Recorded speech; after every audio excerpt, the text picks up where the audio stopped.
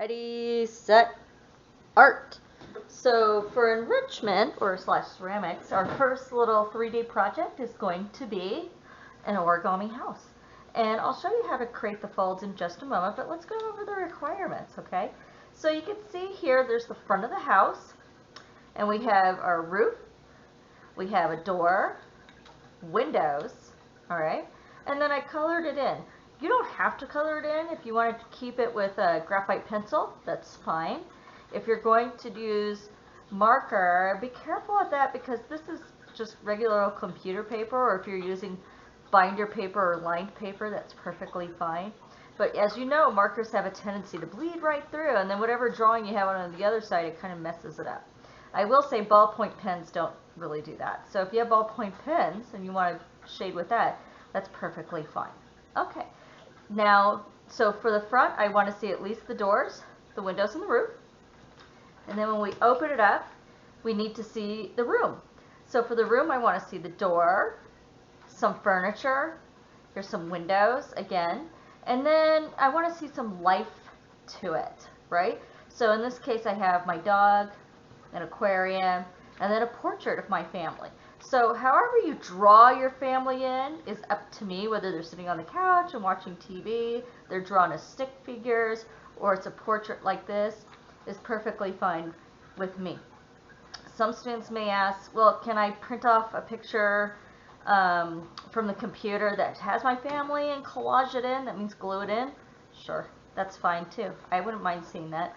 So let's get started on how to actually put it all together. It starts with a piece of paper, and it needs to be skyscraper like this. That means like tall instead of landscape, right? So just like this. If again, you can use lined paper if that's all you have for right now, because it is an enrichment class. I did want you supply-wise to get that air dry clay, which we'll use next week. But for this first week, I thought I'd start simple with some origami. All right, so I'm going to take this and I'm going to fold it in half. That's the first step. Usually in origami you need to make a square first, but in this case we don't need to do that. All right. Now we're going to do something called a pre-fold. So if you were in beginning art last year, we did plenty of origami, and a pre-fold really means we fold and then we open it back up again. So I'm going to fold in half. I want to fold it in half, and this way, not long ways. Okay. And then I open it back up. And now I'm going to do two more pre-folds. I'm going to take this edge, fold in half toward the middle, and do the same to the other side. So I'm going to take this and fold it toward the middle, just like that. If you have a little mistake, that's okay. This is one of those forgiving origami type pieces. I'm going to fold this side now, fold that toward the middle. So now it's almost like a door, right? And then I open that up. So now we have our three pre-folds, the one in the middle, and then the two that went half in, okay? Now, the next part is creating the roof. So I'm going to take this part, it's standing straight, I'm going to put my finger toward the top, and even as I put my finger there, it's starting to create this triangular shape, and that's what we want. And I'm going to flatten it down. That's the first roof. I'm going to go to the other side, and I open it up, I put my little finger right there, and then it starts to make that triangle shape, and I flatten it down. If I need to correct it, I'll correct it, which I just did. All right, so now we're at this point. We have the front of the house, and we have the two roofs right here. That looks good. And if we fold this way, see how I push this part so I can fold? And then do the same here. Then we have the inside of the room. If we were in English class, they might ask you to open it up, and you would write some type of creative story right here on the inside, but we're not doing that. I mean, if you really wanted to, you could. Okay, so you may, if you were in beginning art last year, we did something called one-point perspective, and it was a room drawing. You don't have to do one-point perspective, but I'm quickly going to review that for those that are interested, okay? So the first step, you take a ruler. If you don't have a ruler, you could take a piece of paper and just fold it, and you can use this as a straight edge. Okay? So the first step is to create the back of the room. So I'm going to create a line here, a nice big line that goes from that fold line to that fold line. And then another straight line, same area. I'm going to create the sides. Almost put a hole in that paper. Stop myself. Alright, so now I have the back of the wall. Now I'm ready to put the point in. So I'm going to put a little point right there for 1 point perspective.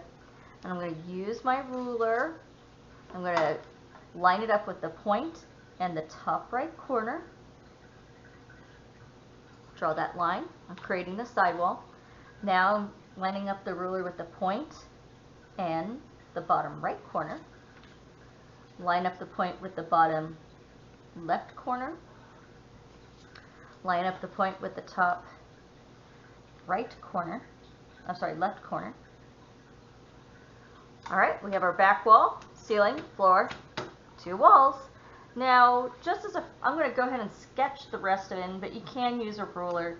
But for demonstration purposes, I'm going to go a little quicker now. So, you put your door in. And yes, I would lightly erase and use a ruler later. Whenever you're drawing furniture, you don't draw the front first because then it looks like it's inside the wall, and that kind of makes it look a little odd. So what you do is you draw the back part first.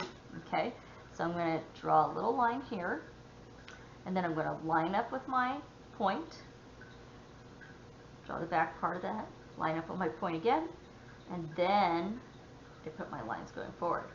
Now it looks like the table is going forward. It's the same with the couch. Instead of drawing the front of the couch first, you draw the back part first, line up with your point. Okay, now we can draw the bottom part, line up with the point, my parallel line, bring that straight across. This line goes up, and then I'm going to line up with my point. Okay, and then we have this box that we can shape our little sofa into. Okay. And so like I said before, you can add a portrait here, you can have people running around. If you want to make it more creative, maybe your house is underwater, or it's in space, or there's flying cheese going through it, a pet dragon, whatever it may be, that's fine. I do want to see some furniture, and I want to see the family element in there. Let's go back to the color version. Alright, so to recap, when I see your pictures, you need to take 2 pictures, one of the front, and then you see that I see a door and some windows. It can be colored in or not. And then the second picture, take that picture and upload as well into the assignments under Origami House. And I should see a family element to it, and some furnitures and the door as well. And it can be creative. I hope that helps for your very first assignment. Thank you.